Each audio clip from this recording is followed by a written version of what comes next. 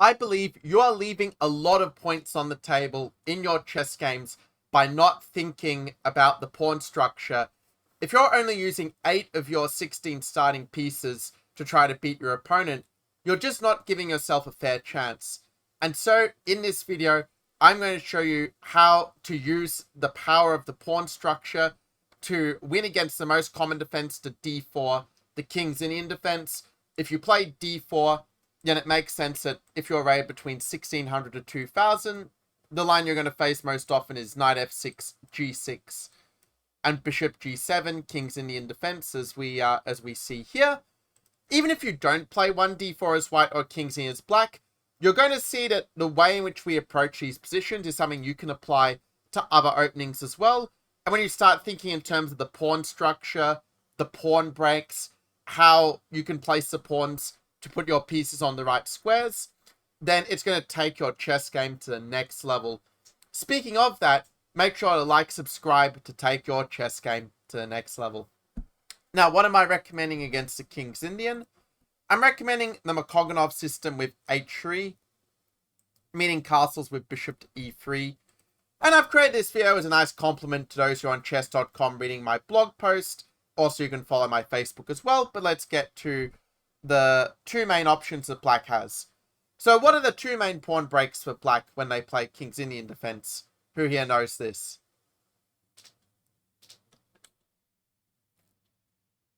The answer is that black is going to either play the e5 break and challenge our center this way, or they're going to play the c5 break and challenge our center like this. Now, let's start with the move e5, because that's the more common King's Indian kind of move. But after d5, our plan is actually going to be very simple, yet very effective.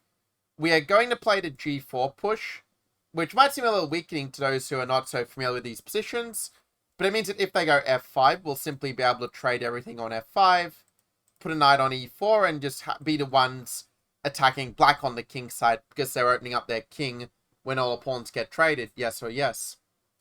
So that is why black normally goes knight a6 and tries to activate his knight with knight c5, pressuring the center on e4.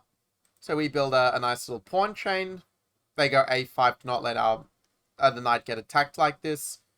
But even so, after queen d2, c6, and knight g to e2, I believe that this position is somewhat better for white, as we have a very straightforward plan of going knight g3, h4, h5, and building up an unpleasant attack against the black king, while black is somewhat struggling to find a good pawn break, because if he doesn't have the f5 push in this position, he has to play on the queen side. But a4, while it's a good move, is not necessarily liberating all the pieces, and b5 is also not so easy for black to get in when white is covering it with a lot of pieces already, yeah? So that's sort of the simple version of what white is aiming for when he plays this h3 bishop b3 setup. You can see that the idea of h3 is much more than just going knight g4, much more than stopping knight g4 harassing our bishop, but is actually part of a much longer term strategic plan. And we also see this, by the way, in the lines where black plays c5 instead. No, it's not a pawn blunder. After dc5, black does have the move queen a5 and the threat of knight takes c4. And the resultant pressure against this pawn does mean that, black is getting the material back with a strong initiative. So don't play d takes c5, but play the move knight f3 instead. And at knight f3 is we're going to actually use a very clever move order trick.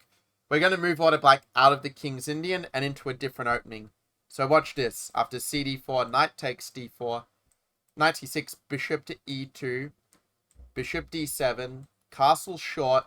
And what is the opening that we have transposed into after c takes d4, knight takes d4? Yeah, well done if you realized it was the Maroczy bind structure with the pawns on c4 and on e4. And in the Maroczy, of course, white has more space, so it's logical for black to try to exchange the pieces with something like knight takes d4, bishop d4, and bishop c6, right? Attacking the pawn. We defend with queen c2, a5. And now the way that it normally plays as white plays the move rook a to d1. This is often a very good square for the rook if you don't have an easy open file.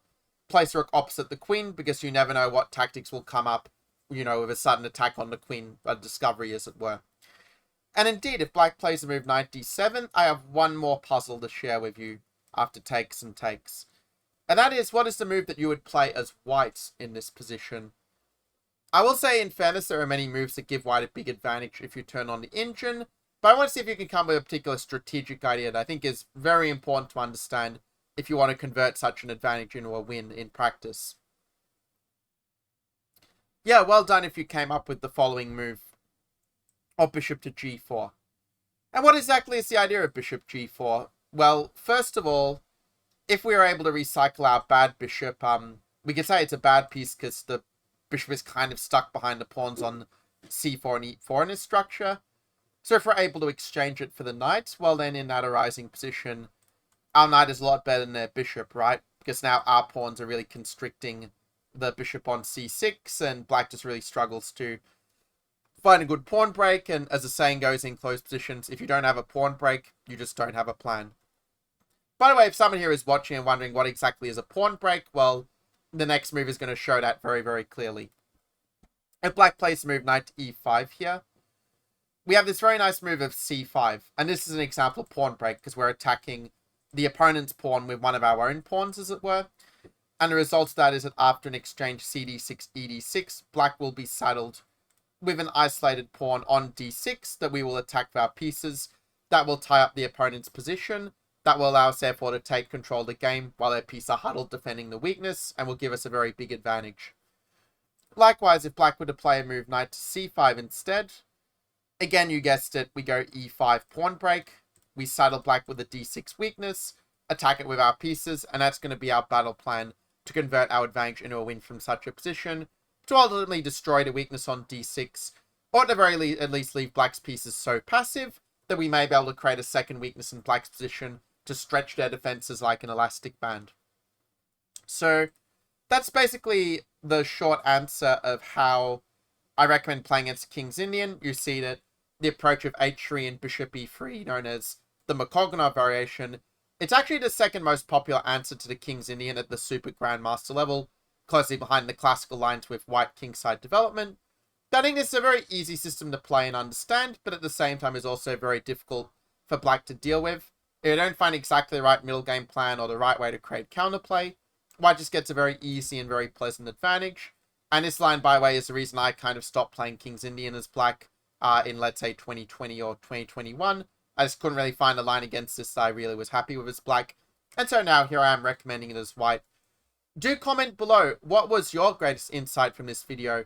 Was it something about the opening? Was it something more about pawn structures in general? In any case, let me know, and I will see you guys in the next video. Take care.